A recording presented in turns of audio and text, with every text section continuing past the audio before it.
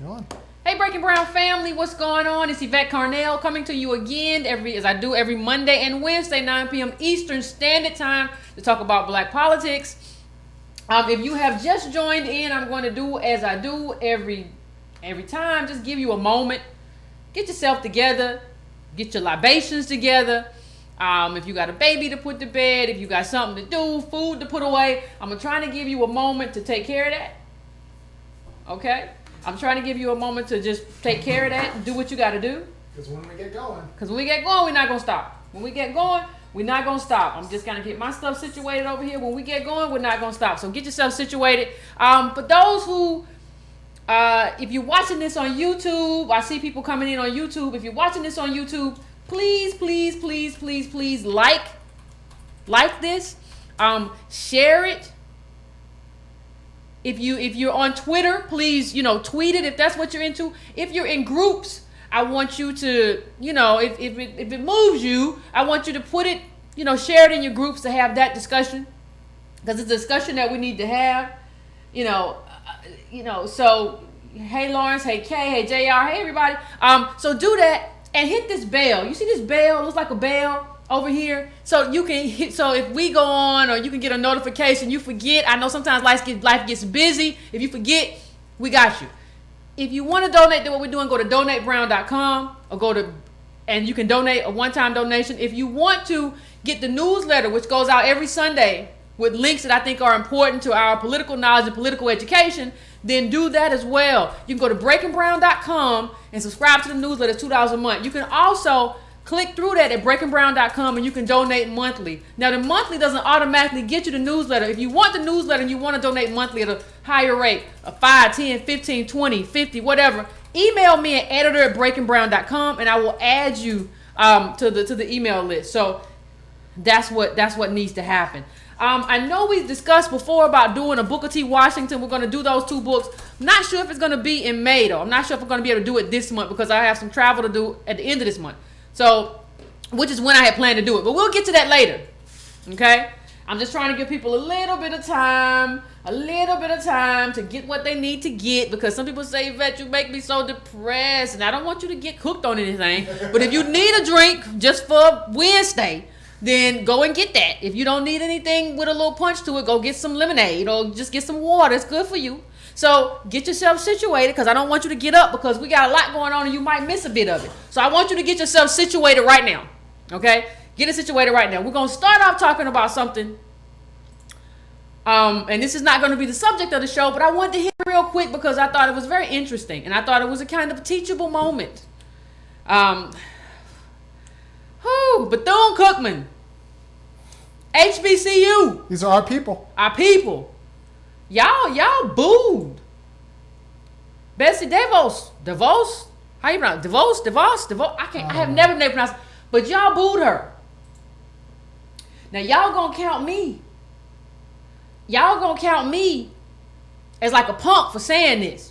Like, Yvette sounds like she's scared. Yvette sounds like she a slave. Listen, I'm just not so sure. Like, are y'all part of the resistance now? Like, what y'all doing? I'm just not sure whether or not that was a good move for a college where don't nobody pay cash. The Secretary of Education controls. But she's the Secretary of Education, Army. She controls a but lot she's of not budget. just that. She's not just that. She's not in a country that's run by billionaires, like a little over 500 of them. She is, what is she, Army? She's a billionaire. She's a billionaire. She's a billionaire. The person who, and this is part of Trump's outreach, right? Part of Trump's outreach to HBCUs, and he just said something a while ago that he took back about, like, it's discrimination to fund them. So it's just like, oh my God, that's stupid. That's not true, because you're funding HBCUs because y'all didn't want to educate black kids. You didn't want black kids with your kids. That's why they have HBCUs. But okay, you're sending out your Secretary of Education, the highest person, to a black school. Right? To a black school. And y'all gonna boo her on the stage. And y'all doing that with a president who is temperamental, quick to anger, and unpredictable. I I just don't see how that's a win. Because the thing about it is, what you have to understand, booing isn't policy. I'm not saying that's not a time for spectacle, but the spectacle should be had for poverty. For those of you who don't know, there was this great spectacle that sharecroppers put on one time. The sharecroppers were being kicked off, these black sharecroppers were being kicked off the farm of these white people, and they ain't have nothing. And they lined up the streets with their little ramshackle stuff that they had. But that was an effort, and it was successful in some regard, to push policy. Booing somebody and saying, yeah, we got her, isn't policy. Especially when most of y'all don't have nobody that comes to that school and pays cash. Y'all ain't got nobody to come to that school for the most part. It might be a few, one here and there, one off. I ain't talking about aberrations. But for the most part, y'all on student loans. Hold on, let me understand this. Y'all on student loans, which means the government pays for your education. But the secretary of the government for education comes to your school and you boo her. The person who is paying for you and allowing loans for you to go to school comes to your school and you boo her. That's not good politics. And That's not good politics. We do black politics here. Yeah, we do black politics. It's not about what makes you feel good. You don't have any, and you don't have a movement backing up what you just did. And who is telling these kids, don't do that? If I had been the president, listen, you go somewhere and you sit down. Because right now, we ain't got a plan. Right now, the black community ain't got a plan. Black politics ain't got no plan. We don't have good representatives. Now is not the time to create a spectacle with the billionaire who runs the education department. And let's be honest, why are you booing her? It's not like black people have decided that we're against charter school. We should be. But like, we should be, but we ain't. But like, why, like, we need to get a positive program together before we just boo her because we're supposed to boo anybody from Trump. Like, that's not black politics. That's not good politics. Like, I'm not a big fan of Betsy DeVos, but I'm not a fan at all. You gotta get your politics right. I just understand power. Like, you have to understand power, how to navigate power. This woman who knows very little, and I always appreciate billionaires who know a little. Just a little, because that means I can influence them, hopefully. Like, just, hey, let's calm down. You ain't got to gut us. You said you like HBCUs. Let's talk about the money that you're going to give HBCUs. Exactly. You have said on time, you have tweeted out in your account how wonderful HBCUs are. Let me pull you aside and talk about how underfunded we are. I'm going to take you. I remember one time I was at Howard University. What happened? Colin Powell came in. Look at that. Colin Powell came in. He was on the board of Howard University at that time. He came in and he started talking. I was in student government, and he started talking to us about how do we like Howard. And I said, our computers here are raggedy. We ain't got state-of-the-art stuff. And you know what? Colin Powell's in quite a few meetings with quite a few people who could get you what you need. And then, like, within the next 2 years, we had this huge, like, this huge, like, tech thing. When I was leaving, this huge, like, tech facility that was built out. What I'm saying is that sometimes that ain't the right strategy. Sometimes just making people, just showing animosity is not the right strategy. Sometimes you got to do it, but that's not the right strategy. She at least showed up. She showed up, and you got to use that time to try. Now, if she showed up and don't do nothing and come back again, then you have a right to challenge her. But that's not, and who told you that was a smart thing to do? That's bad politics. It's bad politics. You know who told them? Throw up clip number 2. John Lewis and everybody. Elijah Cummings and Maxine Waters. No, black people. That's not good politics. Yeah. It's not good politics. Throw up clip number 2, Aaron. Yeah. I mean, it's not about how I feel. It's just not. I mean, you have to be like what I keep trying to get us to understand is that you can put it up big. That's a big map. Put that thing up. I gotta keep people to understand that, like, what you need to do for the most part right now. Look at that chart. That's the world's billionaires. Now look at what the most billionaires. It's in blue. Please show me what the blue is on that map. It's the United States of America. This place is being run by billionaires. Now, I'm not saying that's right. I'm not a fan of plutocracy. I'm not a fan. I believe in democracy. I believe in rule by the people. But if billionaires are running this thing, you got to make that work until you can change it. Until you can change it in your politics. You got to make it work. You got to make it fit. And a boo? Hey, Tracy. But yeah, you got to make it fit. A boo is not changing politics. A boo is not changing politics. The only thing you did was annoy her. And she's a billionaire. She don't like being annoyed by peasants and serfs. That's how she thinks of you. But she's thinking, I'm going to try to do something good, and they came here. I'm going to give them the benefit of the doubt, and you greet her with a boo. That was not smart in terms of, you want this woman to give you more money. She's the Secretary of Education. She's the Secretary of Education. Black school. And she's a Secretary of Education who has expressed who has expressed a desire to do good things for HBCUs. And it's not in the budget right now, but I'm saying she has expressed that. And I think if you have 2 minutes, when the last time you had 2 minutes with a billionaire? I ain't never had 2 minutes with a billionaire. If I got it, I'm gonna use it. They get what? Bethune-Cookman gave us an honorary PhD. They don't even have any PhD programs. Oh my God! Y'all acting. What y'all doing? What y'all doing? No, but that's good politics, though. Yeah, but not what when you bored. She ain't gonna remember what she got when you bored. Right. I'm talking about the administration. Like we ain't even got one. We gonna give it to her anyway. They were trying to do politics and y'all messed up the politics because they know what their money look like. You can take it down there. You can take it down. They know what their money look like. We don't know what our money like. We go, oh, I don't understand. I don't understand. You know, y'all. The thing is, black people are used to hurting politicians, and so we think we're so used to booing politicians when politicians come, but they can do stuff. But like, you don't understand, this woman is more than a politician. You know, and we think, this is what I mean sometimes when I say we think we white. Because Berkeley did all that stuff and kicked Ann Coulter out and been chasing people out, and y'all think that, oh, I'm gonna do that too. No, let them do that. You better leave this stuff alone. You better leave that to them right now. And we don't understand. I was talking to somebody today about how the civil rights movement was about litigation. Like it was about getting people in them courtrooms and fighting them battles. It was court battles going on all the time. You ain't got those kind of battles going on now, which means you ain't got that kind of backing. Until you build up a robust black politics, you got to survive. Your school has survived. And I don't think people understand that nobody would care if HBCUs, except for most of us who went to HBCUs and love them, like most people would not care if HBCUs went the way of the dodo bird. Yes. Like if they zeroed out HBCUs, do you know this country would keep going? Would you believe that? Would you believe that? Like we have this thing. We have this thing where we're just like, well, we're gonna be all right. You know, they ain't gonna talk to me like that. Who ain't gonna talk to you? Who ain't gonna talk to you like that? You know, maybe it'd be better if we were back doing sharecropper time. You know, I ain't gonna even say that. I was about to say, but I'm just saying. Like, and this brings me to my next point. This kind of like brings me to the next point that I want to kind of talk about, which is this idea when I brought up the Berkeley point, right? It's this idea that it's almost like we forget we're black and we're not like the rest of them. And we think that we're like the rest of them, but we're not like the rest of them.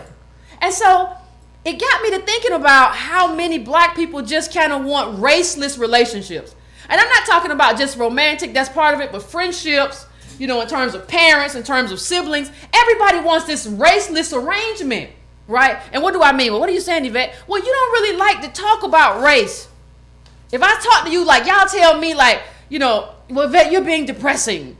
Or, well, you know, I don't want, if you talk to your mate or partner or girlfriend or boyfriend or husband or wife, well, you just talk about race too much. I don't want to hear about that all the time. Well, but then, when your brother get locked up, or your sister on the verge of eviction, or she didn't pay her rent, now you want to come to me and talk about your sister. Well, I don't want to hear it. Because you're talking about race. You told me you want to hear about race. You don't understand that what your sister is going through or what your cousin is going through, all of that's talking about race. That is talking about race. You just like to talk about it when it has to do with you, but you don't want to talk about race collectively when it has to do with all of us. I'm trying to talk about it collectively. You just want to talk about it when it hits home. So you want this raceless arrangement. Raceless friends, racist boyfriends, husbands, whatever. But then when it hits home, you want to talk about it incessantly, or you want to email me. Oh, Yvette, you need to do a story on my cousin. He got locked up. Hold on, wait a minute. I got another email from you a while back that says you talk too much about this and you depressing. Well, right now you're depressing me. I'm deleting your email. Honestly, there are too many black people who haven't figured out that they're black until they lose their first job. Or what else happens? Yeah. They get divorced or like something happens, then they realize, oh yeah, this doesn't happen to all my white friends. And they don't have my back. But they didn't want to talk about them. Right. They still don't want to talk about politics. They want to talk about them individually. Well, this happened to me. Well, this happened to my life. This happened to my mama, my daddy. No, this is about a community. This happens because And if you black. can't talk to me about the community, I don't want to talk to you about what little individual thing happened to you today that made you sad. No, I want to talk about it happens to all of us. That's what I want to talk about. And it's even in terms of like how people react in relationships. Like when I'm just listening. Like what I do a lot of times when I'm in forums and stuff, you don't even know I'm there because I'm never going to say anything. I go to Facebook pages, you don't know I'm there. I'm not going to say anything. It's not my discussion. But I go there and I just watch what people say. And you'll hear black men talk about black women, they be pissed off. And they have the wrong attitude. And I can find me somebody else that ain't got that attitude. And then you hear talking on the other side, and you hear black women say, well, black men just don't treat you right, and they don't have no money, and I don't want to date down and all this stuff. Y'all black. What do you expect a black woman to be happy all the time? She black. You know what she went through at work and went through on the way here and all that. Do you understand what it's like being black? And you can't expect a man to have no money. He black.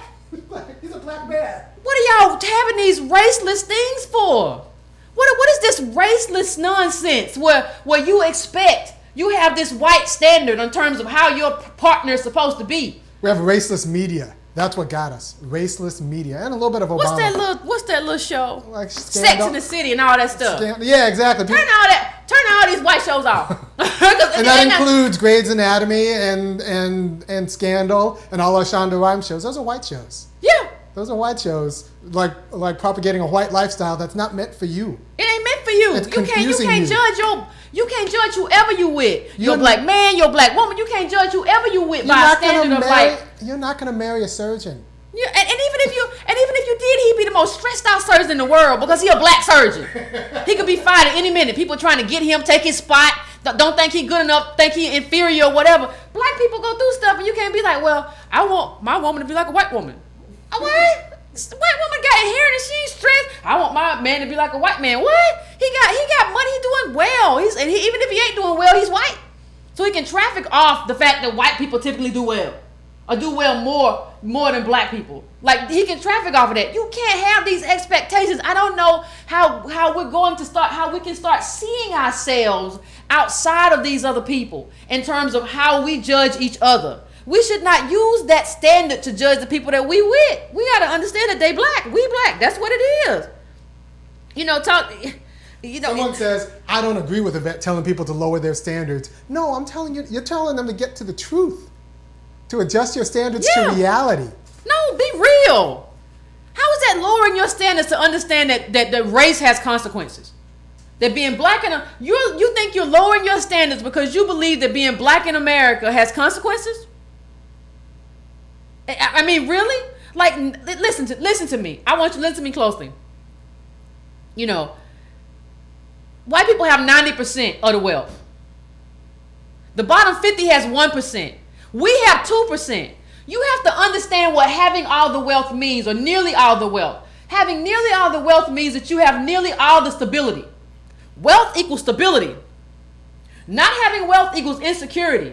Not having insecurity creates all kinds of dysfunctions amongst African Americans. So we are living through all kinds of dysfunction because of what we deal with and who we are. That's dysfunction. We have no stability. You're not supposed to be here. I keep saying that. That's why we have no stability in our lives. White people have nearly all the wealth, 90%. Think of that, 90%. They have all the stability in their life. So, of course, when you meet them, they're more regular and they don't have as many mental problems and as many, hiccups, and they haven't lost as many jobs and all sorts of things. You're seeing people say, well, Yvette, this white stuff happens to white people too. You're talking about the poorest of white people, not white people. You're talking about the poorest of white people. Who still might be related to who still got $10,000 and we got negative. Poor white people have a worth of $10,000 and we're negative.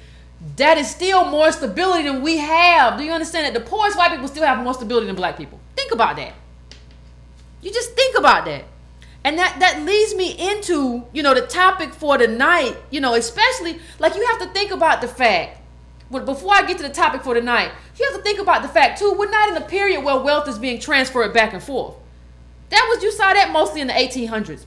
That's why you saw so many barons come of age during that period, because that's what was happening during that period. Wealth was being built labor was fighting for its rights. Not during that period, not during the 1800s, but eventually. We had a labor movement eventually. But during that period, they built wealth because there were no rules. You could do what you wanted to do.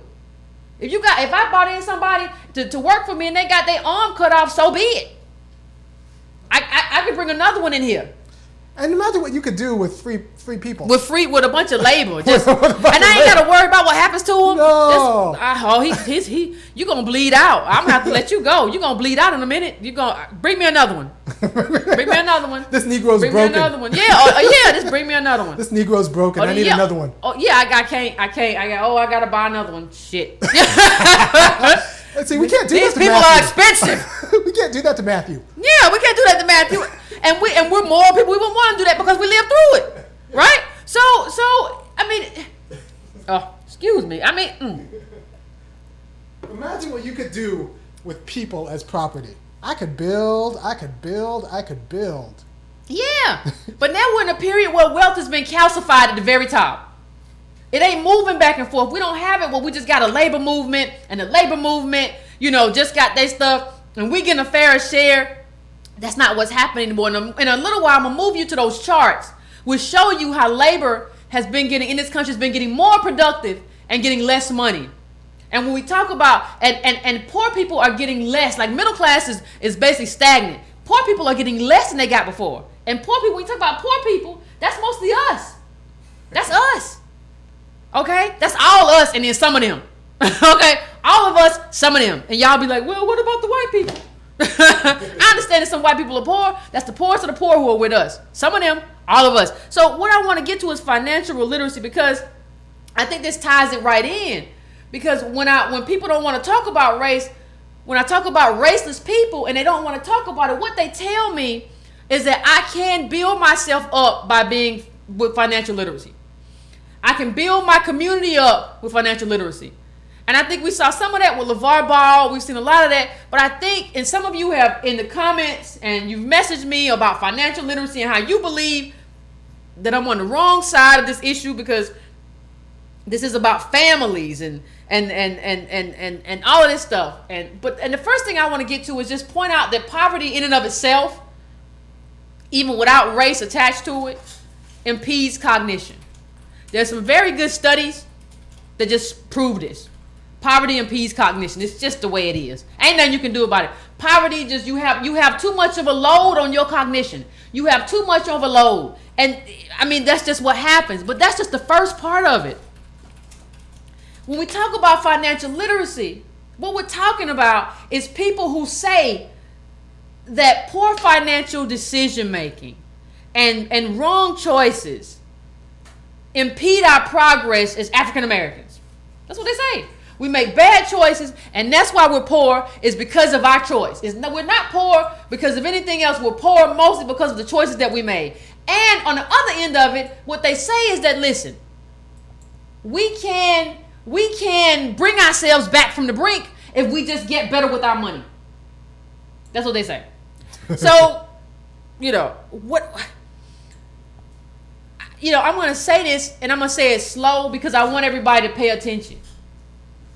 And I'm just going to ask this question. What is financial literacy without finances? What is financial literacy without finances? What do you get by just saving your pennies? You know what you get? You know what you get? If you save your money, then that means that maybe when the light bill is due, you'll have it. And when the car note is due, or when somebody else near you has the car note due, you have it. But financial literacy is not a bridge to wealth.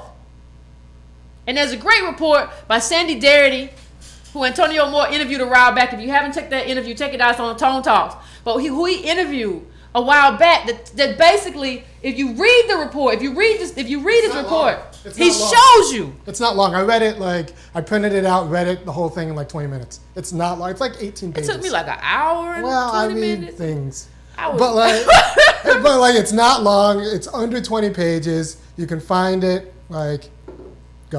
Yeah. But the thing that people need to understand the thing that people need to understand is that our economic choices are constrained by our economic condition. Let me say that again. Our economic choices are constrained by our economic position. And it's not an individual thing. Your economic choices are constrained by the fact that your cousins are broke. Even if it's not just an individual thing. It's everybody. Like your position isn't just you. No. It's the fact that like you're gonna have to take care of your mama.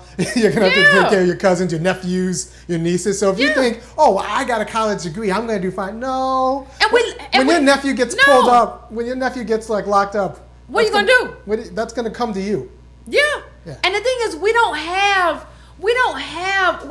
live in communities where the only access to capital we have is predatory, right? And there have been studies that show, and if you read the Disparity report, it shows you that these aren't people that are going to get something trying to make an extra buck. What it shows you is that this is the last chance. Like this is something that happened to you. You lost a job, right? Or somebody got sick, so you got a medical payment. These are things that we do to get capital because we're at the end of our rope. Somebody got locked up. So we have no access to capital. So we go and get predatory capital, which has a high interest rate. And so we're stuck. It's what you call a debt trap. That's what we're into. And if you go to clip 5, Army, if you go to clip 5, you see, when we talk about unemployment, you see that our unemployment has always been double that of whites. So what are you going to do when you don't have the money? When you don't have the resources? Like, how do you get resources with no resources? Right. And it's about, like, capitalism is about competition. So, like, you can say white people don't matter. No, you're in competition now with Carrier and Cargill and Walmart. And yeah, you can't. Like the thing that black people tend not to understand is timing. Like, they'll tell me stuff like, well, Walmart started as a little corner store, and he built up. Do you know what year that was he did that? It's not happening like that no more. Jeff Bezos and Amazon owns everything. It probably happened the same year that Black Wall Street got burned down. While Walmart was going up. A little after that, but yeah. Walmart was growing while Black Wall Street was getting burned down. Black Wall Street, like Army saying, while they were stealing our wealth, they were building it up. But nobody was there to protect our wealth, right? That we built. And this is the biggest indictment of Obama. It's not just how he treated us. He was president for 8 years, and he never gave reparations to the people at Black Wall Street. Some of those people are still alive. He never gave them or their family reparations for something that we know happened. White mob came in and took their stuff, and y'all love this dude. And when I say something about him, you be like, why you still messing with Obama, Yvette? Because don't talk to me, punk. I mean, because you don't want to challenge anything. He didn't get those people reparations. We know what happened to them. We know those white people came in, a white mob came in, they were jealous. And you see that all throughout history. You see a bunch of jealous people who were upset when black people started making money and they took it. And nobody did anything about it. And Obama came in and did anything about it. Now he's running around now with his little bird chest all out with collarless shirts on. Like I'm supposed to be, I don't care. Like I don't want to, like I thought maybe Obama would go away like a lot of presidents do. Like go away, I don't want to see you no more. But I mean, back to financial literacy. What we find out is like it's not your financial literacy. What determines your life is the wealth that you have. That determines your education. That determines, do you go to private school? That determines what's your health bill look like. What's your health care look like?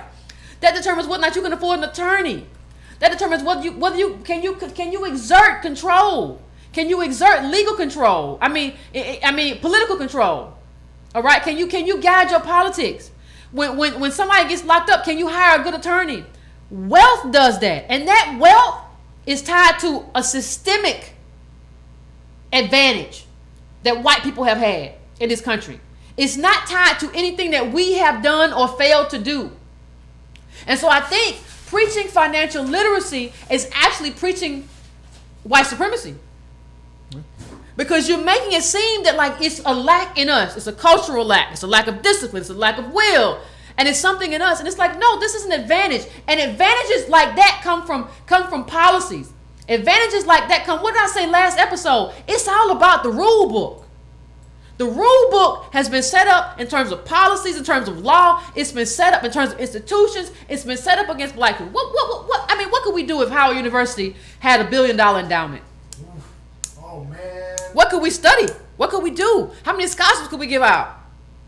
Yeah. That's institutions. When your institutions don't have any power or any money, you end up here. And we've never had power and never had money, and that's not our fault. Somebody said we can make better decisions to help our situation. Listen. The best decision is the black people policy. Just say stuff that's crazy. You can make, like, people talk about women's weave and talk about men playing golf or buying a motorcycle. You can save all that money up. Save all the weave money. Save all the golf money. You ain't got a lot of money. You still ain't got a lot of money. Now, I'm not saying you shouldn't save that money. By all means, save that money, because that could be $2,000 somebody needs for bail.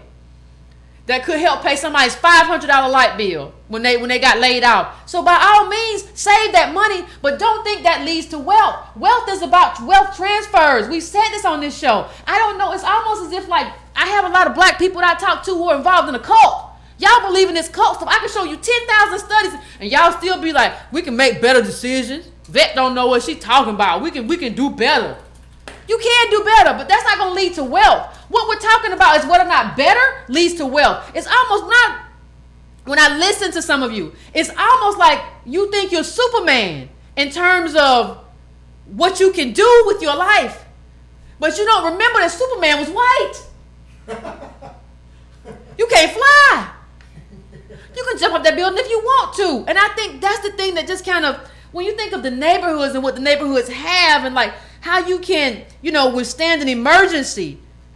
And the other thing that people don't think about a lot of time, this is in Darity's report too, is that wealth begets more wealth, right? If your people give you money and leave you assets, you can buy more appreciating assets. You can go buy a house in a neighborhood where it appreciates. You can go do that if you have wealth.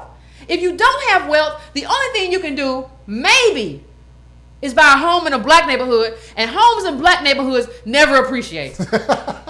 That's hard to say. Because it's around other black people. But this is how your government set it up. Your government set all this stuff up with redlining. Your government did this.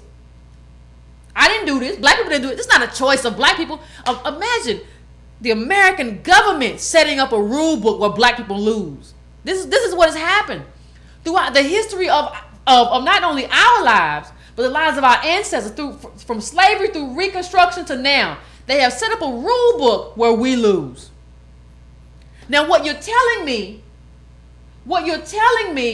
is that you don't care that the rule book don't work. You're all right with it. You're all right that they don't work. You're all right with having 1% of having the bottom half, and we're mostly in the bottom half. Nearly all of us in the bottom half having 1% of the wealth. You're all right with that. You telling me you're gonna work your way out of that? That's not winning. Because you super Negro. Somebody said, "I believe I can fly." That's still not winning. Don't do it. No, that's still not winning, because that means you don't have any friends and you can't go to a family reunion.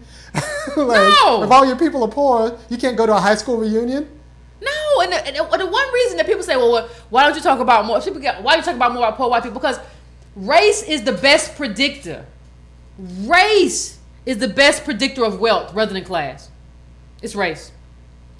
And the reason I see some people talk about why don't we replace affirmative action, with the class-based action? Well, because we didn't get here because of a class-based thing. We got here because of a race-based thing. Exactly. So if it was race that got us poor, then the people who get the money should be black, should be African American. It just makes sense. Let's be honest. I said this today, and I think it's actually important. If we just do a class-based, solution, what will happen is, if you give poor white people all the same advantages that we should give to black people, poor white people will get together and still maintain white segregation and residential segregation and educational segregation, probably employment discrimination also. It'll just be at a higher level and more expensive. Yeah. So we'll just be priced out at a more expensive level, because we have a race problem, not a poverty problem. Yeah, we have a race problem. So like, if you don't want like. Black people need a comparative advantage. Yeah, we need an advantage. If you give white people not equilibrium, we need an advantage. Because if you give white people the same thing, they will weaponize it against us. You'll have poor white people now who now have money using that money to get their kids away from black kids. Yeah, and like it'll like and we ain't never had the edge. Right. Like how you build this country with free labor and we ain't ever had the edge. We never had the edge. And what we're saying is that, you know, this one of the things we have to make clear is that this wealth calcification at the very top, where we're seeing all the money go up. All the money's going up. What that means is that if you're poor or middle class, you can't do nothing without government. Because they have everything up there. You can't do nothing without government. So what sense does it make to have a bunch of black people saying, I don't need government? Or comparing themselves to Asians. Asians don't use government. Which Asians are you talking about, honestly? Because it don't even make no sense. There are so many different groups of Asians. There are a lot of the Asians are amongst the poorest in New York, amongst other places. The people who have money are like the Chinese. But when the Chinese come here, when you talk about the wealthy Asians, 50% of them have a college degree. With no loans, paying cash. 20 some odd percent of us have that. Listen, when I was in New York, I talked to the cab driver. He was an Indian man. And I started talking to him. And he was telling me about his life. And I think I said this, but I'll say it again. The man told me. He said, I'm going to Columbia. I'm getting like my second master's degree. Oh, well. And I said, well, how you pay for it? He said, my daddy pays cash. He said, you know, when Obama was in India, my daddy traveled with him. What I told you last week about the boy from Cameroon who you look at and say he's just a regular African boy, I don't know, he's probably poor. Be careful of judging a book by its cover. You don't know. He's driving his cab for spending money because New York is expensive. His parents are paying for education. They probably told him, you're going to have to pay for everything else. Can you, Ivan Campbell, block him, please. Yeah, so you have to, I think you have to understand, like we have so many idiots. Like that person's probably black. Like if they were white, I wouldn't be so upset. I would understand why they don't understand. But you black talking about stop making excuses. And he probably 10 cents away from $1. That's what kills me. The middle black family got $1,700 and you're going to be insulting. You have nothing and I know it. The data don't lie. If you are black making these comments, you have nothing or close to nothing. You are on the edge. But you still believe you Superman. Grow up. You ain't 10 years old. Well, he might have something, but his cousins don't. He ain't got nothing. I don't believe he got nothing either. He ain't got nothing. You know these people who be talking about, I got a business, Yvette. I got a business. No, you got a business card. Having a business card and some LLC papers ain't a business. Do you know a black businessman? You know black business person? I don't know no black business people. I know a few.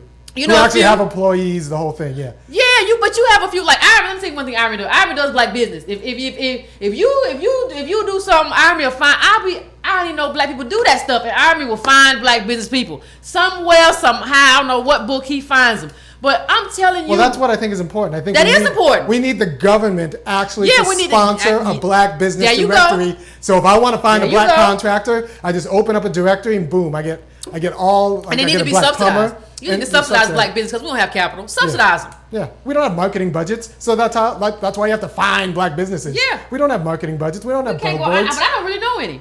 Yeah, but I think, you know, it's very interesting. I hear people talk about.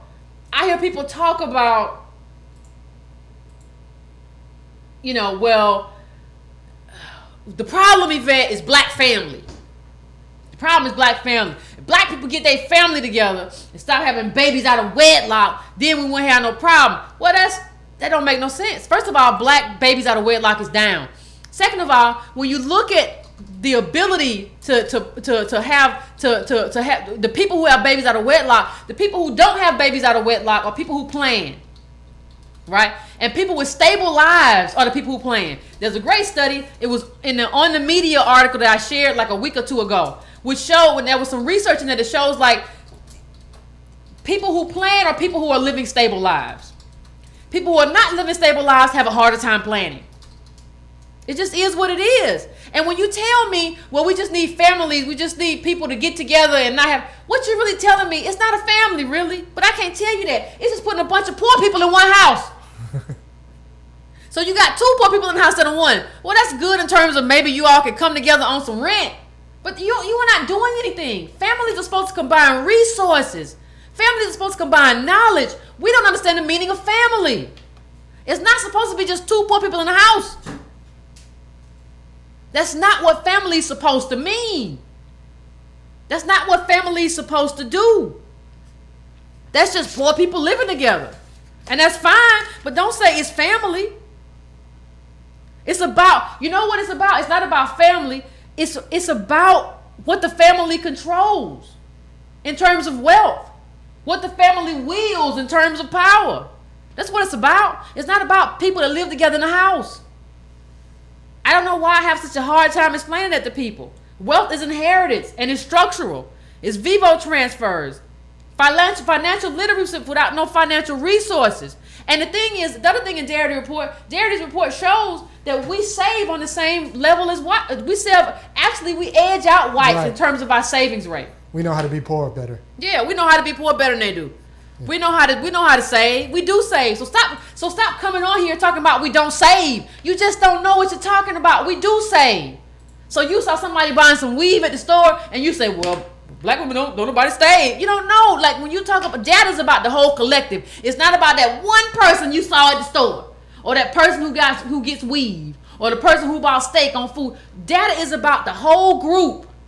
And you have to understand the group. People who have to depend on last chance loans, high interest rates, only ones available. It's just, and even when you look at the fact that, I'm reading this now, whites, people talk about how much debt and we take on debt. Whites have 72% of unsecured debt.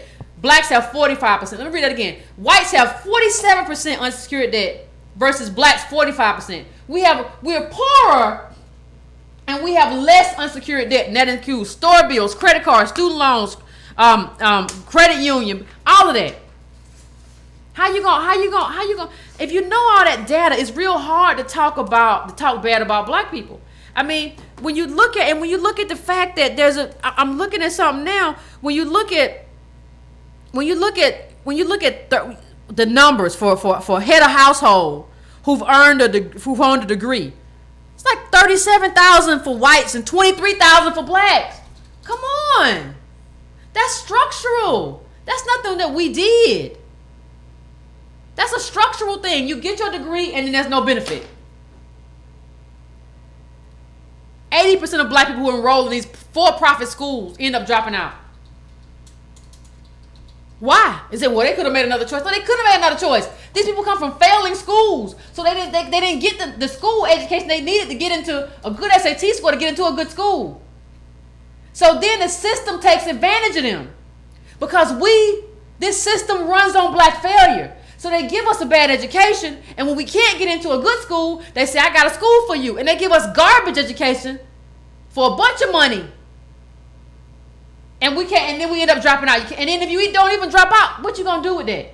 What you gonna do with that education? You can't even say, like, I remember when I went to school, there was a whole thing about good debt versus bad debt. Like your house and your house and your education is good debt. So don't worry about that debt. That's a lie. Because it doesn't materialize anymore. It doesn't materialize anymore. It doesn't, that college education is not going to lead me automatically to where I should be. You should be, if you go and get a college education from a good school, you should be making 6 figures easy. That don't happen for us.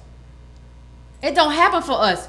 And so you have to understand that race is the prevailing framework for targeting underprivileged people with inferior housing and education. Race is the framework that they use, and you have to understand that. You have to understand what that means. To have to go out and get a predatory degree. I mean, it's about who accepted you, right? Put up clips 8, 9, and 10 back to back for me. But I mean, I'm gonna read from something here for black people who provide financial support for their kids.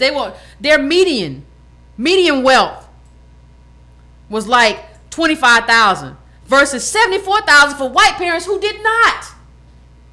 This idea that we're not trying to do the right thing. We are moving to make the right decisions and do the right thing. It's just not working. These are systemic failures.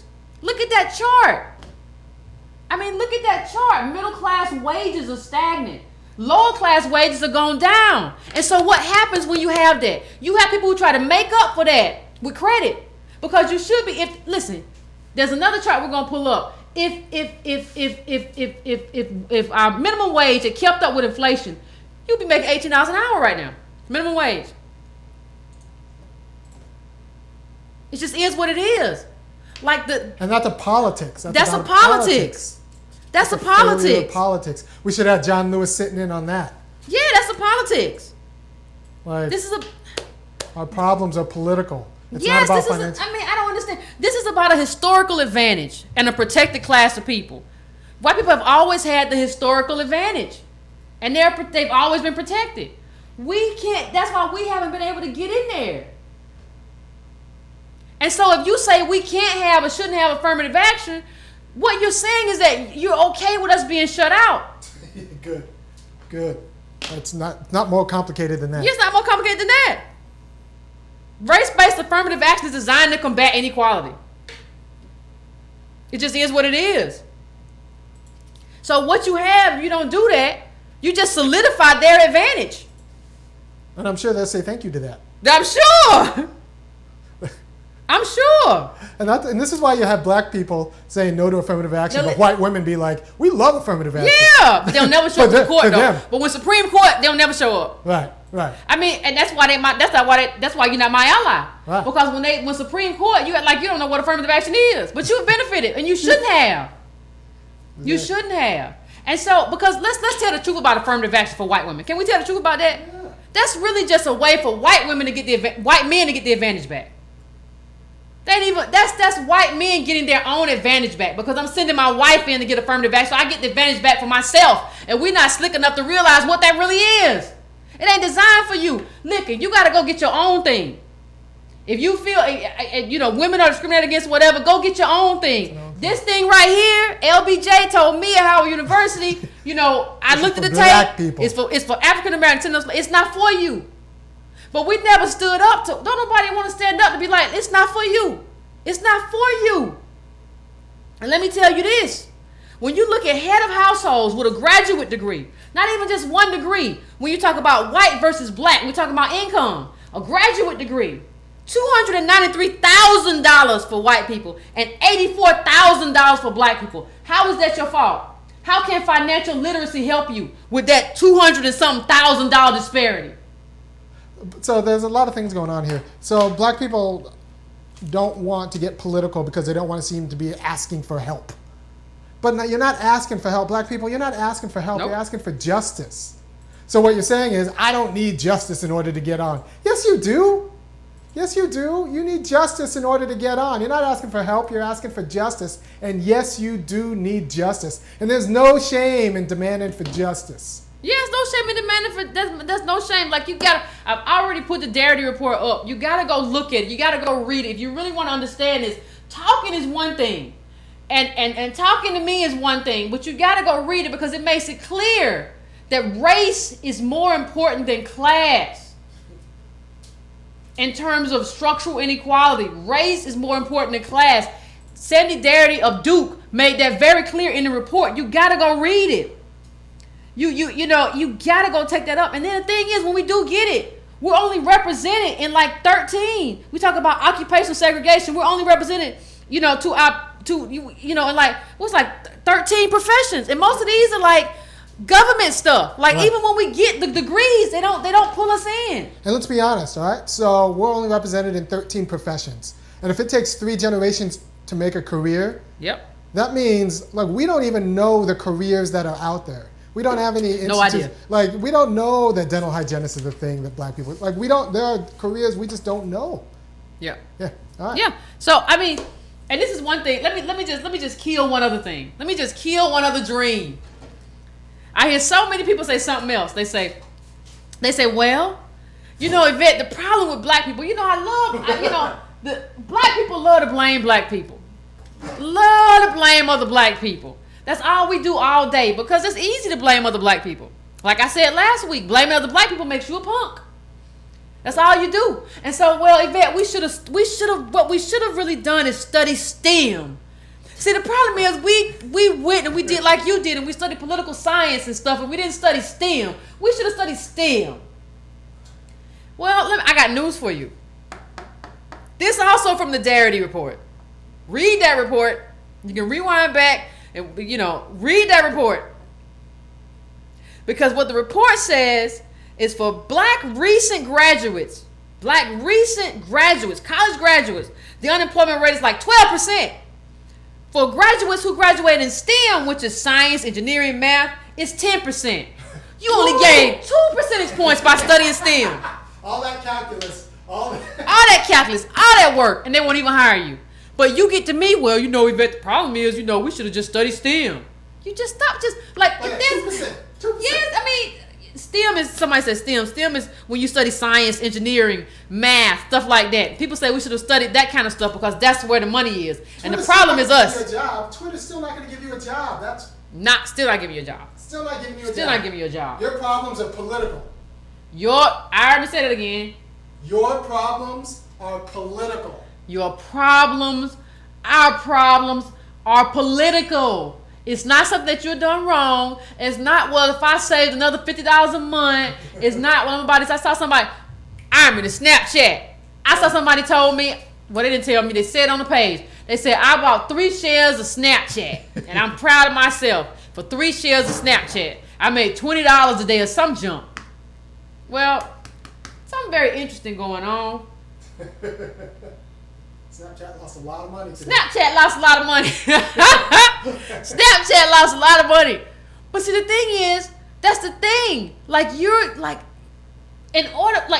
supposed to be an insider to kind of navigate this thing. And like the real money comes and like the people who get in early and get out early and all this, we don't have that. So, I mean, I don't know. I mean, you can put the phone number because we're going to the phones in a second, but I don't understand.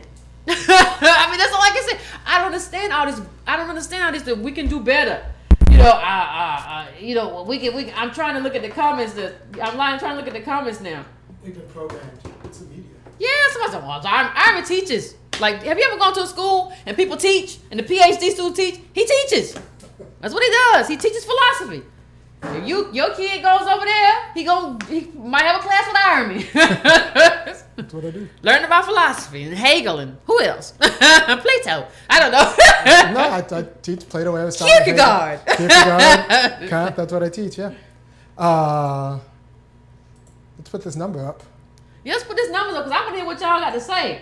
I want somebody call in with something stupid. I want y'all to come in. I want the 3 stock of it. I got 3. I want the person I always run into to come in. Well, I want that person. You call in. I got 5 stock. Yeah, you call in. I'm in the mood for you tonight. You call in. I got 5 shares of Snapchat. Mr. 5 shares of Snapchat. Call in, please. I want to hear from you about your 5 shares and what that means for your life, for your 5 shares of Snapchat. Jesus. Whew. On the main line. Speakers up? Yeah, I think so. Hello? Hello, Yvette? Yes. Hey, hi, sorry, this is Brian from Baltimore, Maryland. Hey, Brian. I got in. How you doing? Yeah, no, doing good. First of all, I love your show. I love everything about it. It's definitely giving me inspiration, especially when you're talking about finance. I can definitely say that, for the past 5 years, I've been kind of doing that, investing, and how much money I've gotten from it is very little. So, people thinking that they're going to get rich overnight is definitely not going to happen. But also, as far as I know sometimes people call into the show and talk about things that we can do. And I was just wondering, have you seen the White House that they put out like they're recognizing the executive branch. We need your input and actually wanting to have like advice about what direction they should go.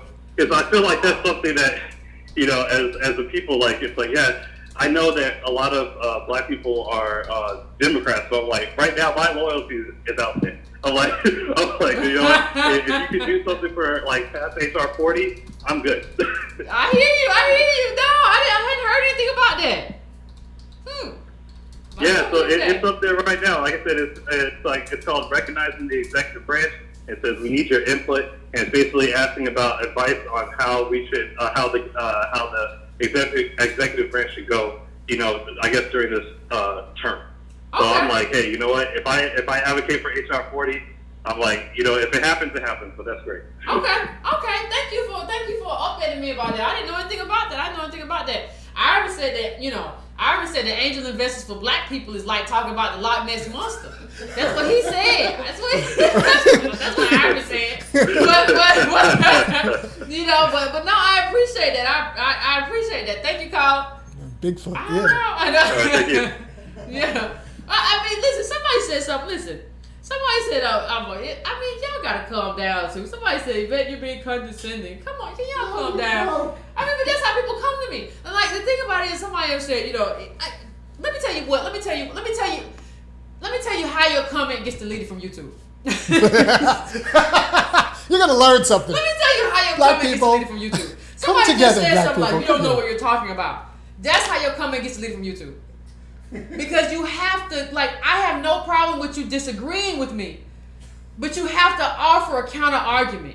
You telling me I know what I'm talking about is like I'm talking to a 6-year-old. Like, there's no way for me to engage you, and that's what I want to do. I want people who go to my YouTube know that when in the comment section I engage people all the time. I can't engage somebody who just says no. That's like you might as well be a 2-year-old. I don't know. You don't know what you're talking about. No, talk about what I said and tell me why it's wrong. And if you're right, I'll tell you that you're right. I've made mistakes before, but you can't come to me and just say, Yvette, you stupid, you wrong. I do not abide that. That gets you deleted immediately, and it might get you blocked. I'm in this for adult conversations. If that's all you have to say to me is that, Yvette, you don't know what you're talking about. Yvette, you stupid. Yvette, you a hater. I don't want to hear that. Just say, Yvette, you're wrong, and this is why. X, Y, and Z.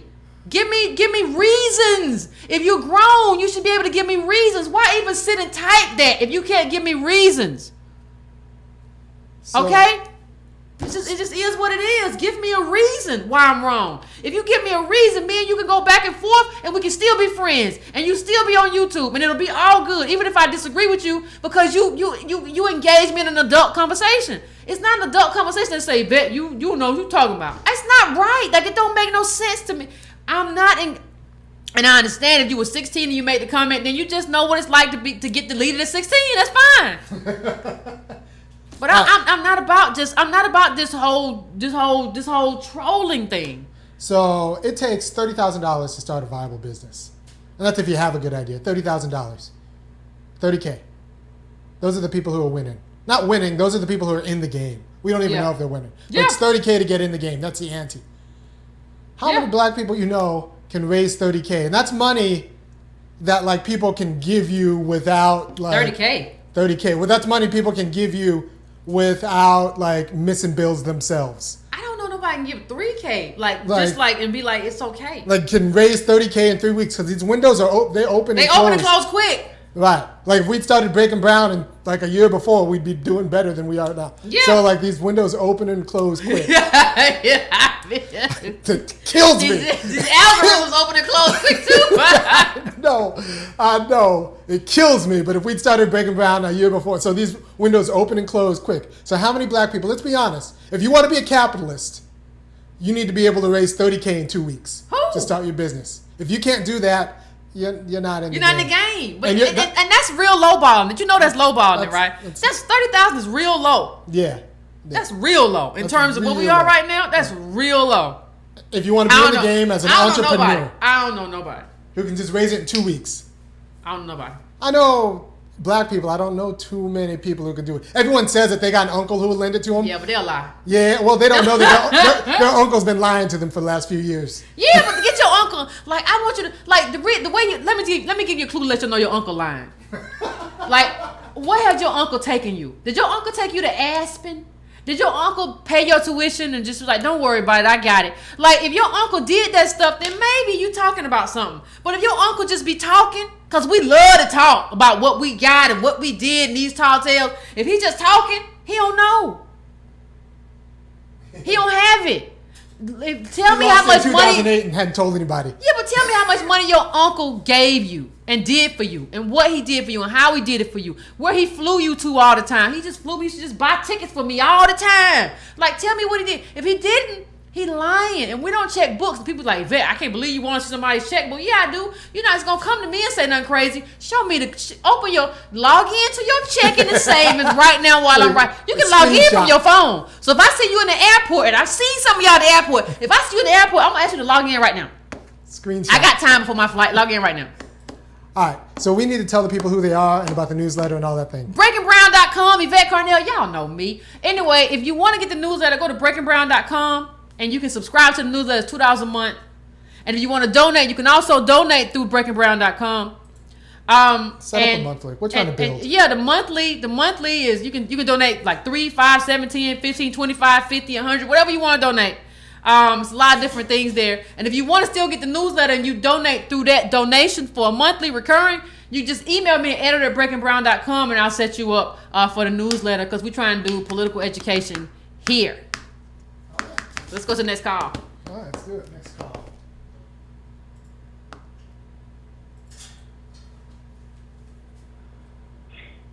Hello, hi, can you hear me? Yes. Hi, this is Kim from Los Angeles, and first I wanted to ask Yvette, are you going to be at the All Black Conference in September, Dr. Boyce's conference? Because I'm going to be there and I would like to see you in Army. I don't know if I'm welcome. Why you put me on the spot? I was at the last one. I don't know if I'm going to be at this one or not. I was at the one last year though, but I'm not sure. I talked to Boyce a while ago, and he mentioned it, but I didn't really think a lot about it. So I don't know. I don't know if I'm going to be. I don't know. I haven't made a decision. Let's be honest. Boyce is a businessman. Please come. Please come. Boyce is a businessman. And the other thing is, I know that you and Boyce differ on the individual financial stuff.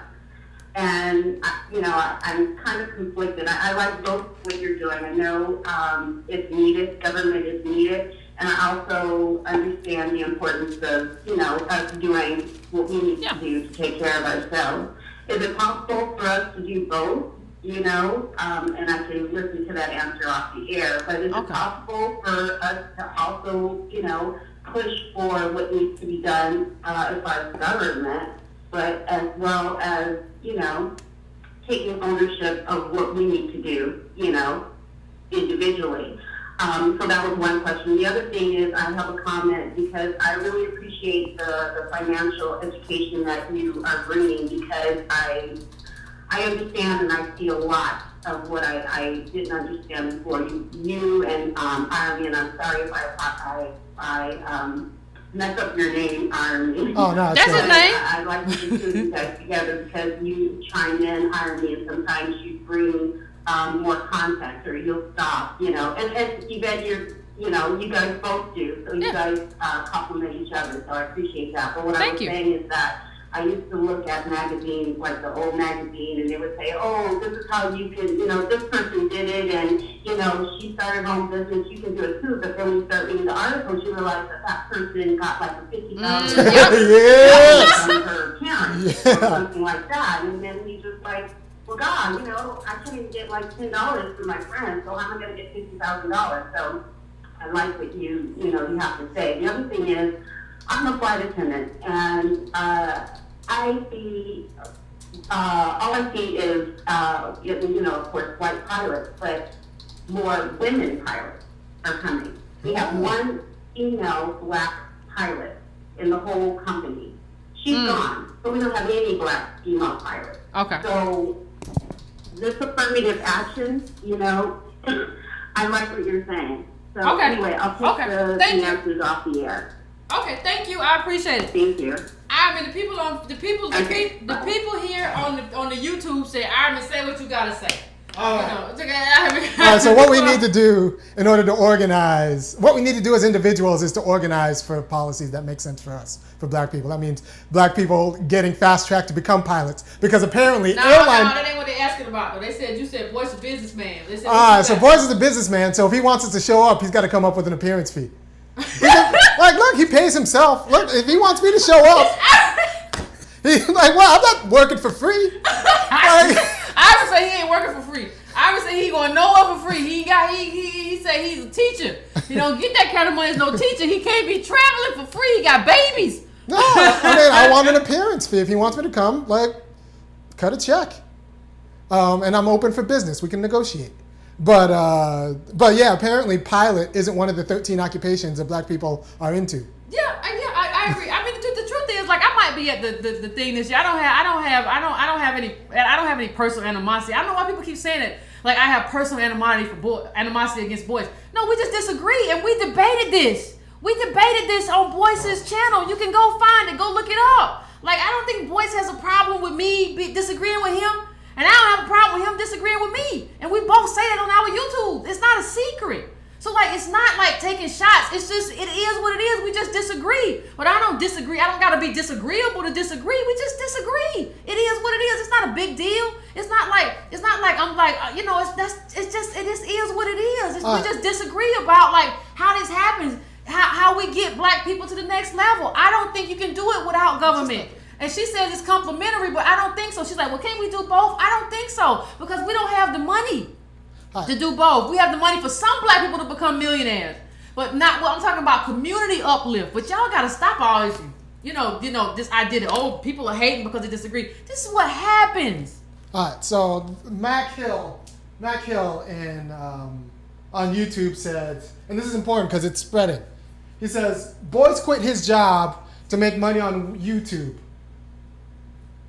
and then he did it, so he's a success. Boyce quit his job to make money on YouTube. Well, first it goes back. That's not the whole truth, and that's like, you got to ask Boyce about that. We went back.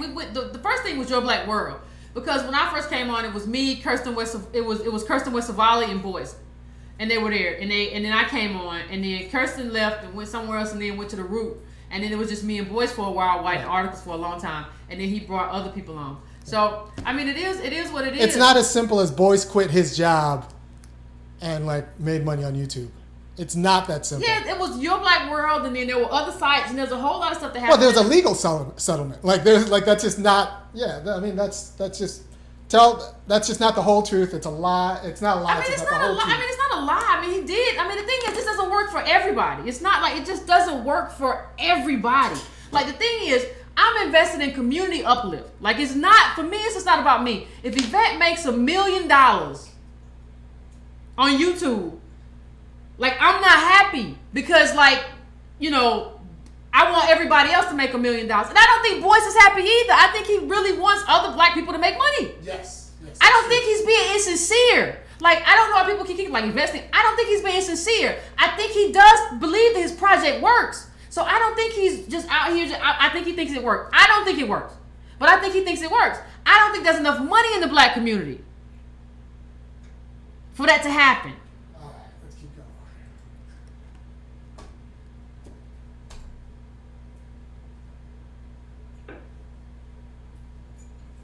Hello? Yes. Hey. Hello, can you hear me? Yeah, I can hear you. Yeah, how you doing? Yeah. Hello, Yvette, how are you? I enjoy this show, and I totally agree with you on the fact that government is responsible for the descendants of slaves, poverty, and lack of economic power. But one thing, aside from the civil rights movement, aside from the protesting, also I believe played a pivotal point in some of the reparations or some of the accommodations that we got. Mm.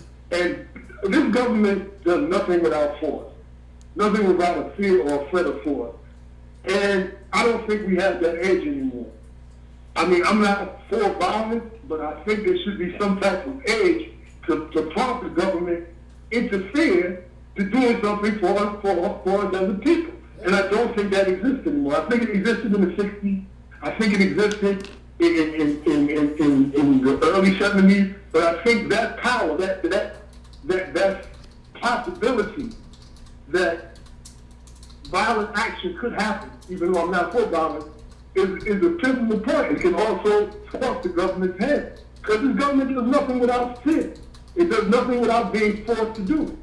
And I don't think even if we organize, even if we get political action, I don't think without that threat of fear, that underlying threat that the whole thing might come crashing down, I don't think anything will be done.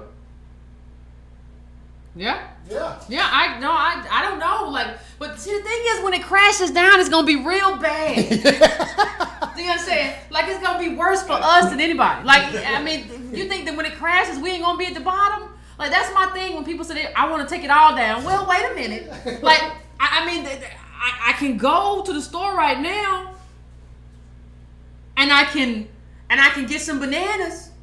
I don't want to be in I don't know if I want to, I don't know if I want anarchy. So I'm not saying that might not happen, but I'm just saying I would be very careful about, like, trying to encourage that as the end. But he did mention a few things, and I like, back then we had a black politics that was unapologetically black because black people knew that they were black, and I think that's actually like a problem now. And you talked about this before. Credit's got a lot of black people confused and think that they can spend and live like white people, but when white people pay cash, we swipe a card, and it's just not the same. Yeah, I agree. Yeah, and so, like, consciousness of what being black means might have changed a little bit. And we have to remember, during the 60s and 70s, a lot of black people in the street, but a lot of black people kept their heads down and just got the payout. Yeah. That happens. And, like, that's all those baby boomers who are still alive. Because being a civil rights activist is stressful. A lot of those people died early, and they died broke. A lot of the baby boomers who are still alive kind of ate off the political work of other people. Yeah, nobody. Somebody said black people don't say hi to each other anymore. I say hey all the time. All right. Yeah, I'm at Twitter on @BreakingBrown. But it's mostly my Facebook. I can't get on there like that. People make me mad on Twitter. I get too upset. You get too upset. I only got 140 characters. Cuss you out. Hello? Yes. Hey. Hello? Yes. Hey. What's up, Yvette? What's up, Army? Hey. What's going on? This is the guy from Memphis. I had called maybe a couple of months back, and I told you about my guy that got the contract breached by the city of Memphis. You remember that? Yeah, I think I remember that. Hello? Yeah, I'm here. Yeah. What I wanted to say. My background is actually in accounting and finance. I got my degree in accountancy at a school in the South. I'm gonna just say. But what I want to say is that a lot of people, when they think in terms of the stock market, they looking through the lens of an accredited investor. That means through the United States Securities Exchange Commission, the only way you can become an accredited investor is you have a net worth of $1 million, and that's excluding your primary residence. But also there's lesser requirements, which means that if you make at least $200,000 for each year for the last 2 years, they can actually override that. So that means you're okay. But they want to make sure you can make that $200,000 in each of those last 2 years. But they also bump it up to $300,000. They bump it up to $300,000 combined if you're married. Yeah. So what that actually means is that when Facebook came out, when Google came out, a lot of people were saying, well, if I just invest in Google at that time, I would have became a millionaire. No, you're not, because you don't meet the net worth requirements. That's important. Yes. You're not in the game. So, in order to actually come in before the IPO, the Securities Exchange Commission, by the Rule 501 Regulation D, saying that if you meet those net worth requirements, then okay, you can invest in Google, you can invest in Facebook before the IPO, which means before the stock come out on Wall Street. So I want to give people that perspective, because you hear a lot of people saying I'm gonna go in the stock market, I'm gonna kill the game. No, you're not, because you have to have a certain amount of volume. What? Let me ask you a question. Let me ask you a quick question. Let me ask you a question. How much money are we talking about in terms of the requirement? Just to get in the game. You have to have $1 million at the very top. That's excluding your primary residence, which means your home. You have to meet $1 million net worth in order to be an accredited investor. That's in the Securities Exchange Commission. You see, a lot of people can get swindled by complex corporations or complex angel investors if that's not set up correctly. You can't just go and invest in a tech giant without having the financial requirements. That's a legal issue. Oh. You can't go in with $3,000 or $30,000 and expect to kill a game. You can't do that way. Oh, thank you, Carla. I appreciate that. What? But if you don't have that $1 million, they bump it down to $200,000. But you have to have that for 2 years, and then you can prove that you can make that after those 2 years, and $300,000 combined if you're married. That's a lot of money. Just to have sitting. Yeah. That's a lot of money. Just to have sitting. $1 million. But that's the insider's game, right? That's the insider's game. Like. Right. Oh man. Thank you. Thank you, Carla. I appreciate that. I mean, that's the insider's game. And when you see them making them big money, that's what it is. Yeah, but we think we're in the game. You ain't getting no IPO without that kind of cash. Right. That's a lot. He said without your primary home. Oh my God. $1 million without your primary home. How many Negroes? And somebody wrote in the comments on YouTube, well, when has politics ever helped us? This is my favorite example. There are more, but this is my favorite. If it wasn't for politics that got black people included in Social Security, over 50% of elderly black people would be living in poverty right now. The rate right now of black poverty among elderly people is around 18%. That's still too high. But that's a lot different than 50%. So Social Security, in terms of working to make sure that black people were included in Social Security, is why you don't have to bring your grandmama and your granddaddy to live with you right now. Or you don't have to pay their bills and pay their rent because they get Social Security. That's what politics does. That's a pension that they get. That they didn't get, they were excluded. Most domestic workers and stuff were excluded from Social Security. Black people had to fight to get included. That was black politics fighting to get us included in this national pension. And both my parents get Social Security right now. So if you got the money to take care, if you can say, hey, even if my parents weren't getting it, I could take care of them, so be it. If you could do that, so be it. But I bet you can't.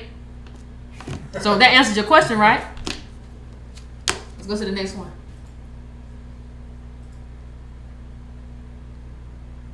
Hey, Yvette, how's it going? What's going on? Can you hear me? I can hear you. Hey, this is Ron Armstrong, a filmmaker. How you doing? Pretty good. How about you? Good. I just want to talk real quick about we were talking about the stocks, because the way I see the plight of our people here is two things. It's a long-term concern and a immediate concern. When we're talking about investing in stocks, the payoff we're looking at there is going to come in the long term down the road, and stocks fluctuate. The other thing is, it's not just Dr. Boyce is a good guy, but he's not just discussing investing in stocks. He's also talking about putting together a portfolio with mutual funds and things of that nature. Now, a lot of my white friends who I know who are living in the middle class don't have a portfolio. So I don't see the rationale in terms of, asking black people to have a portfolio. And I also don't see the rationale of us investing in stocks. Number one, it takes a large sum of money to really be a player in that game. And the other thing is, it doesn't help us in our immediate concerns. We need immediate capital, immediate cash. I think the median income for a black family is $1,700. So I think there needs to be an immediate injection of cash in the African American community that's not going to come from long-term investments like a portfolio or a stocks investment. Yes. And now the other thing I wanted to touch on too, which I recently read Michael Gladwell's book, The Outliers. And from my perspective, the one thing that I see is the issue with buying black or forming black businesses is not necessarily that it's not necessarily the capital, because I do think there are businesses that we can invest in at a low cost. But what I see is a cultural issue. One of the things that Michael Gladwell pointed out, especially with the immigrants, is that they came from a culture which was cohesive. And the example he gave, I think it was the rice paddies with the Chinese, was that they worked very hard. And with our people and African American women having 70% of them having out of wedlock babies, and multiple babies are multiple baby daddies, I think there's a cultural problem in teaching the young kids responsibility, accountability, and things of that nature to be able to function in the business world or to be entrepreneurial on their own. And most black businesses that I've encountered have not had their ducks in a row. They've had problems after problems. And I think that those could be resolved if we had more of a cohesive culture that taught responsibility and accountability. The other thing I want to point out is me being in the film industry, one of the things I noticed about Hollywood is that it operates on like a mentorship, there's apprenticeships programs, and it's heavily reliant upon networks. So I see that, as you mentioned, that there's all the argument of getting into STEM programs. I believe we should get more into STEM programs because I think we have to have a very strategic view of what fields we can get in and dominate, like the Irish, how they dominate shipping, building of ships and things of that nature, and how we see India now is really getting up to speed on IT and things of that nature.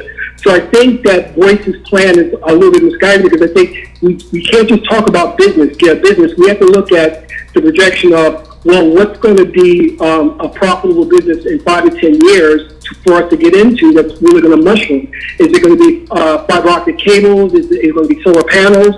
I think we need to look at something like that and say, what do we need to focus on and what can we dominate and where there's areas of opportunity? Thank you, Carl. I appreciate that. In terms of we do have a culture. The problem is, we do have a cohesive culture. The problem is, we come from slaves and domestic terrorism, and that matters, and that's a political matter, and the high divorce rate is destabilizing forces. They have political roots. That's all stuff that matters. Like, you think about it, it's not coming from slaves it's people think of it like that. What was that? We came from slaves like 1644? No, 1941. The 1940s is when peonage was over with, and that was slavery by another name, where they could still come pick up your kid. You had women white in the White House, and I ain't seeing my son, I ain't seeing my husband, because they made them go work on farms, and that was in the 1900s. So you can't talk about culture in that context. Like, we do have a culture, but our culture has been that's what we come from.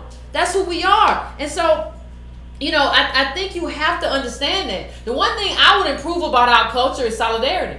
I don't think African Americans have solidarity with other African Americans. We're just all over the place. Like, we have to understand, this is my tribe. That's the only criticism I make. What you want? Well, you made a good point to me a few days ago when you said that, when I said people are moving back from California because they've been priced out of California, you said, why are we constantly moving? Yeah. Why are we constantly? Well, we're constantly moving because a lot of people were chased out of the South, and that's why you had the Great Migration, and now they're priced out of the North, and so they're moving back, or they're scattering, they're priced out of the cities, so they're scattering and being poor in the suburbs. So, when you're constantly moving, it's kind of hard to build. when you stay in one place and that place has lead water, so you got to scatter, you got to leave. It's hard to build. It's hard to get that apprenticeship. It's hard to have generations. Yeah, I agree. So, I agree. All right. Next. A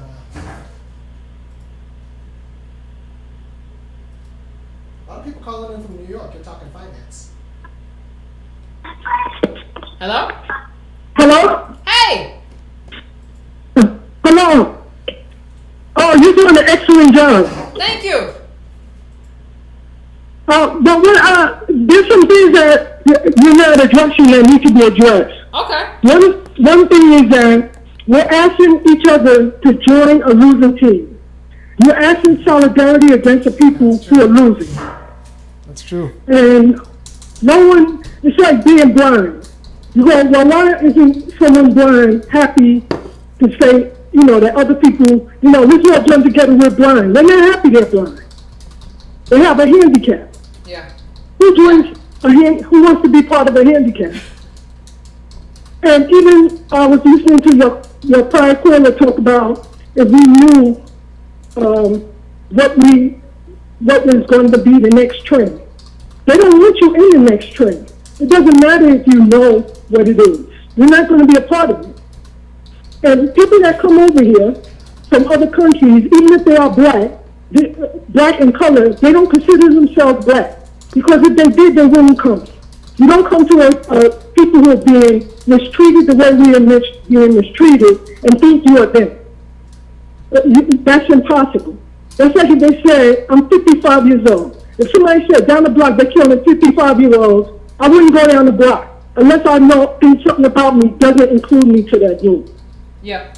And those are the things I want to say. You do an excellent job, but there's this. Thank you. I appreciate that, Carl. No, nobody come here to join a losing team. Nobody, everybody views us as a losing team. It's true. Yeah. So even we are seeing ourselves as a losing team.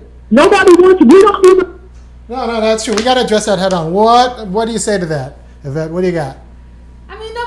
So we have to take care of ourselves. Like, it can't be like, we're in a group with white women and everybody from everywhere.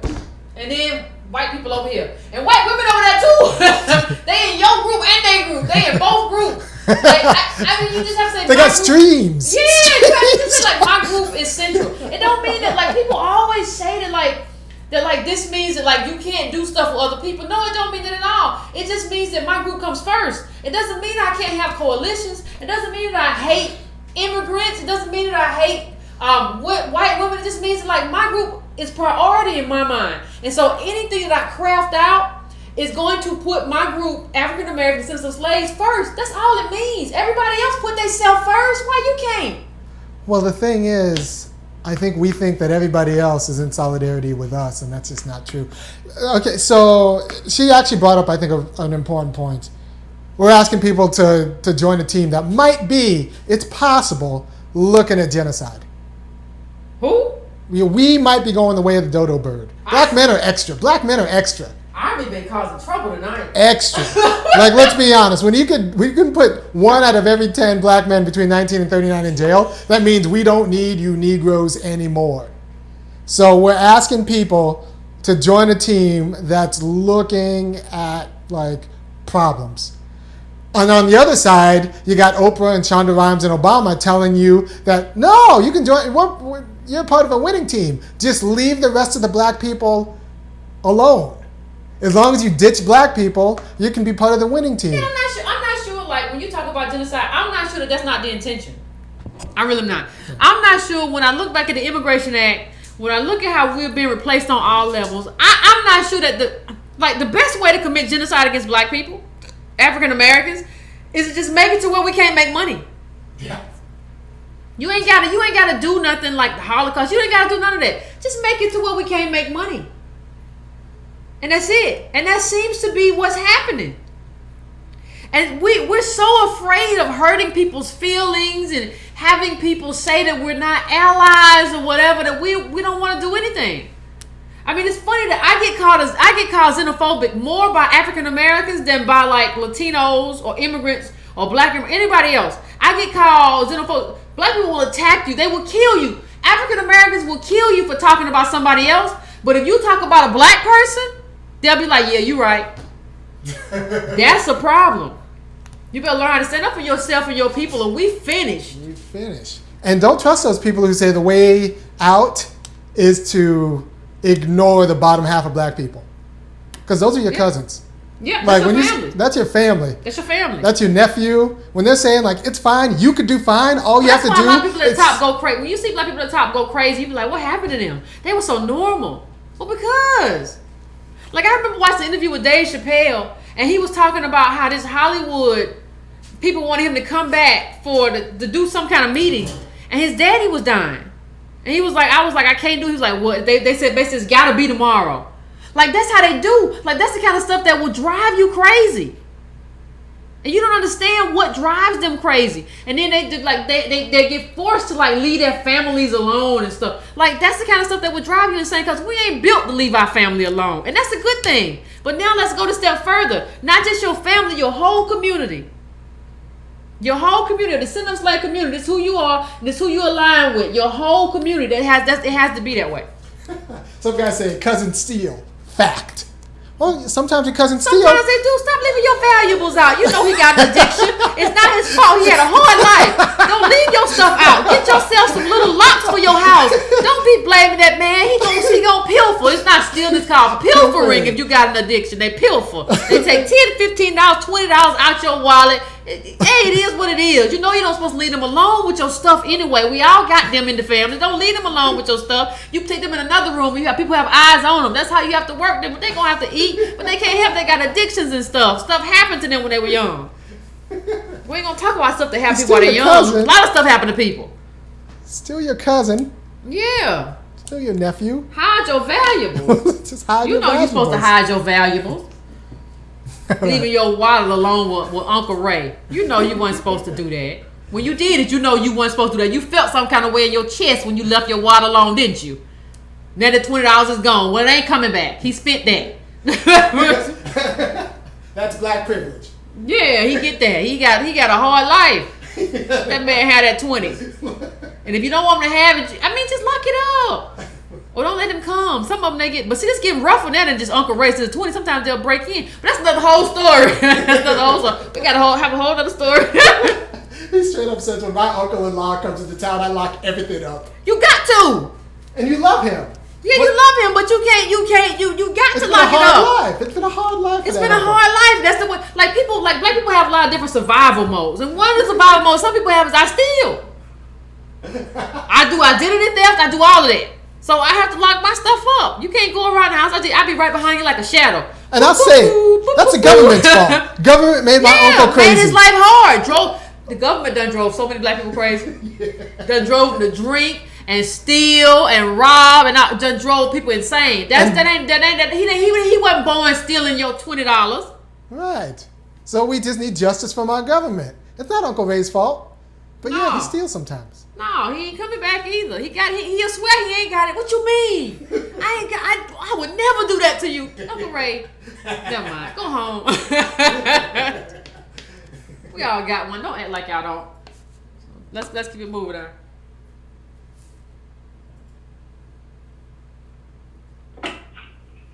Hello. How you doing? Can you hear me? Yes, I can hear you. This is Mr. Racial Fatalist who called in a few weeks ago. And as usual, I think that your discussion is on point. I think that the worst thing that slavery and Jim Crow did to black people is that it destroyed our communal nature. And this was in twofold. On the front side, on the back side, we refused to work together to solve our problems. And on the front end, we believe that only one person can save us, hence the Messiah complex.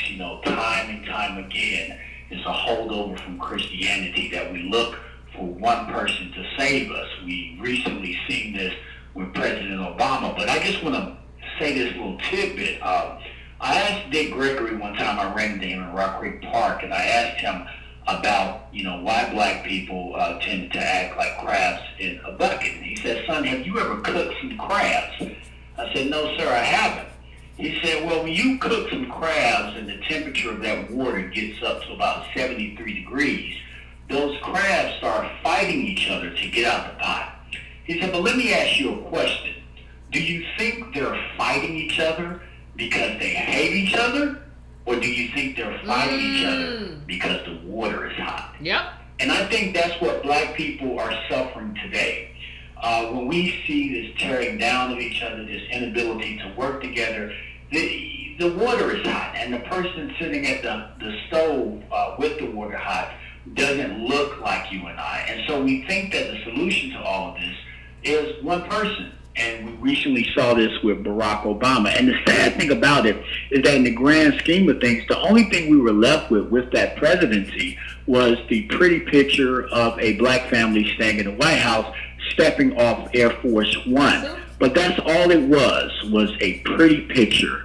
Mr. Obama's presidency was as pretty as a picture and as empty as a frame. All style and no substance. For us, a lot of bankers and a lot of auto people got paid. Yeah, a lot of people got paid, just not us. But for us, the frame was empty. Go ahead, Carl.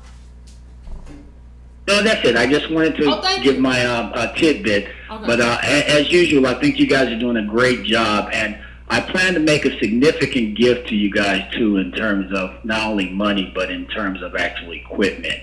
And I'll be getting in contact with you people in short order about that. And thank you. I appreciate that. My call. Editor at breakingbrown.com. Put it in your subject line. what you're writing about, so I can be efficient. I try to be efficient. I try to be an efficient black woman. But yeah, that water's hot. That water's hot. They ain't trying to just hold each other back. They trying to get out. And I think he's right. That's what we're trying to do. We're trying to get out. Ain't nobody trying to just hold a black person down because we're trying to hold black. No, everybody's trying to get out because the water's hot. Like if you turn the water down, and politics is how you turn the water down. Yes, good. There's no one crab in the barrel that can say, hey, y'all stop putting each other down. You gotta turn down the water. It is what it is. So thanks, Carl. I appreciate that. That was a good analogy. That was right. Scorching hot. I'd be getting out too. I'm trying to kill everybody get out that water. Yeah, the water's hot, and politics is how you turn the water down. That'll keep. Yep. So let's keep it moving. Hello? Hey. Oh, hi. I didn't realize I would get through. Seems like every time I go to your site, then you pick up like 30 or 40 new subscribers every day. Oh, thank you. But good. That's good stuff. Subscribe, people.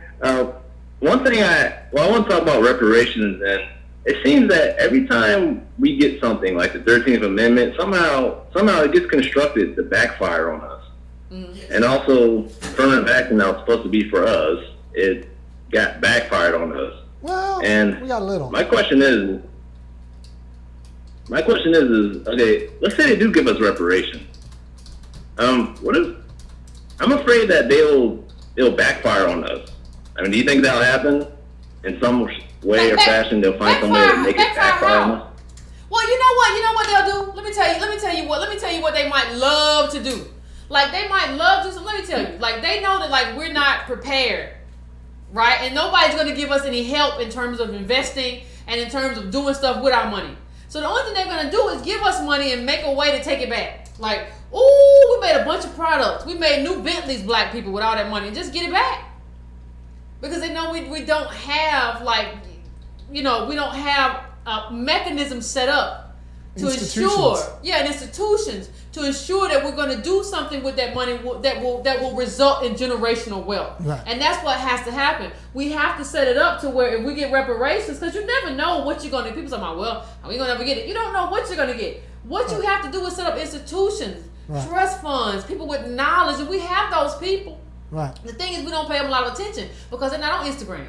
So here, that's true. Sandy Darity is. I don't think Sandy Darity is not on Instagram. You're gonna have to find him. But here's what you could do. Here's what you do if you're really worried about that. Have reparations look like debt forgiveness.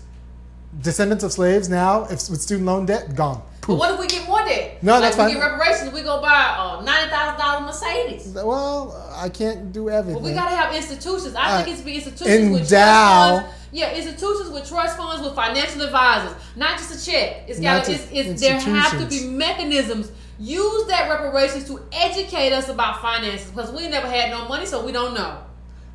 Right. So right now we don't need financial literacy because we need money. But once we get money, we also need financial literacy, is what you're saying. Yep. Okay. So, but telling us to get financial literacy without having money is a waste of time. Yeah, financial literacy is great when you have money.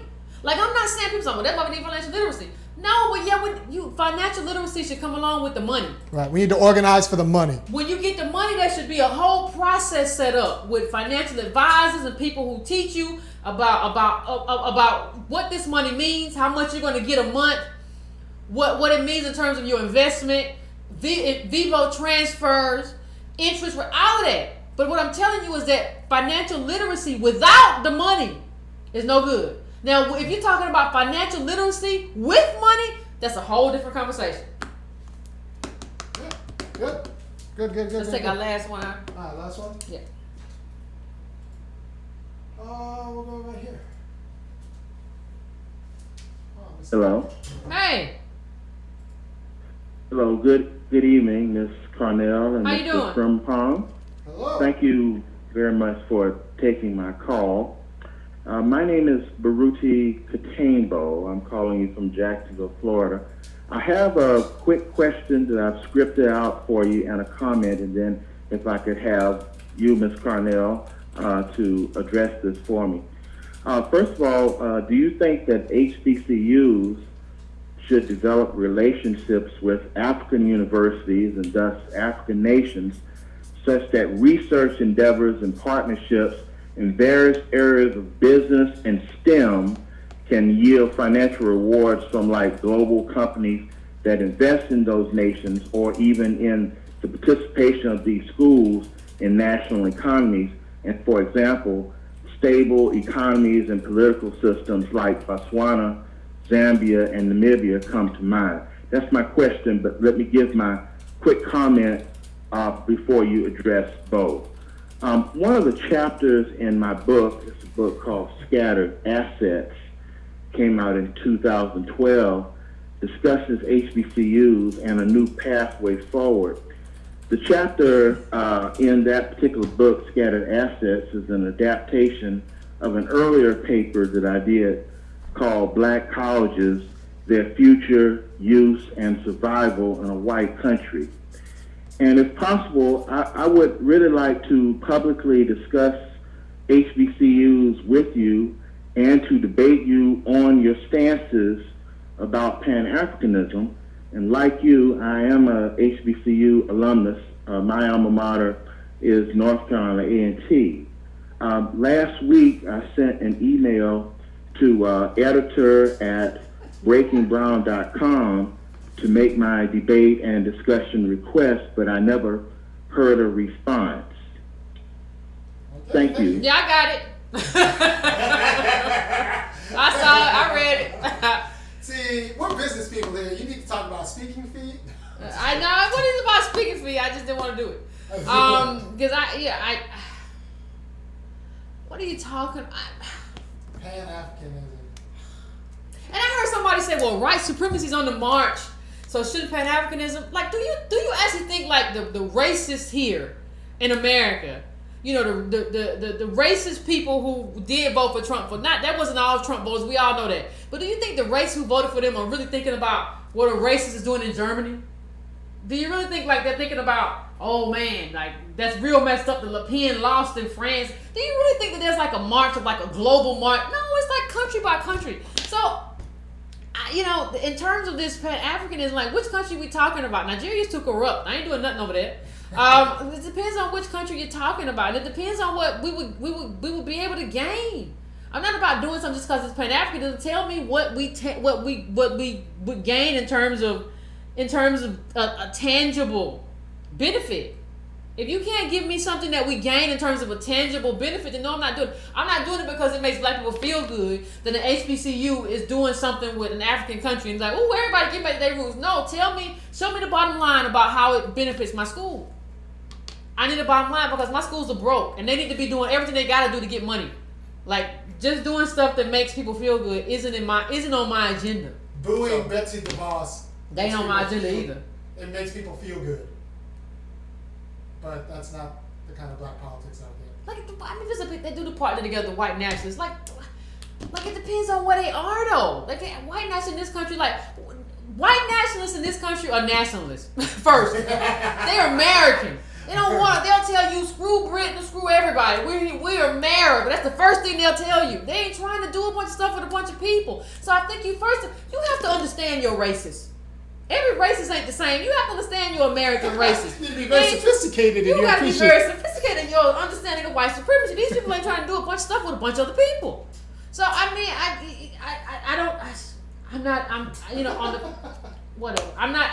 if it benefits African HBCUs financially, then we can do something. But that's what I'm interested in. I'm interested in, because this is about money. More billionaires than ever. I need my HBCUs to get money. I don't need to do anything just for show. So. I mean, one of the best HBCUs we have, Howard. I was just speaking with a professor from there, philosophy prof. They're broke. Making up. Yeah, they're broke. They got. Yeah, I know. I went to Howard. They was broke when I was there. Love it though. Love my alma mater, but we ain't never had no money. No. Come on, man. Like, I can't be going to Botswana. But we ain't got no money. I need to talk to somebody with some money. People like, Vet, you're just all about the money. No, I need my schools to stay open. That's what we're talking about. Yeah, Departments we're talking closing. about my schools staying open. Yeah. Now, if you got one of them Nigerian billionaires over there, then maybe I change my stance. If he's gonna talk, then we can talk about money. But I need my schools to stay open. And the only way they do that with money, kids don't go to school for free. So, I want to thank everybody for tuning in tonight. It was an interesting night. Subscribe to this channel if you can. Go to breakingbrown.com. Subscribe to the newsletter. If you're on YouTube, hit that bell so that you get notifications when I pop up from somewhere else. I'm actually gonna. I'll just ask people. Look, people, black people. If you like what we're doing here, people, if you like what we're doing here, we need you to go to breakingbrown.com.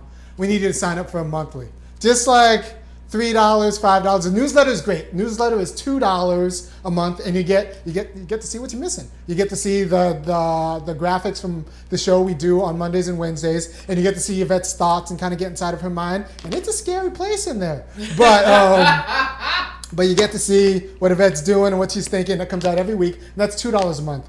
Now, what I would like you to do, because I'd like to hire another intern and kind of kick up production values and maybe do some more work, go on to the site and sign up for a $5 or a $10 monthly donation to the show. It's a donation. I'm not promising anything.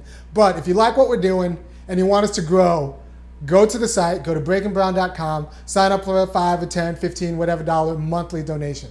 Thank you. And I was going to say something I forgot.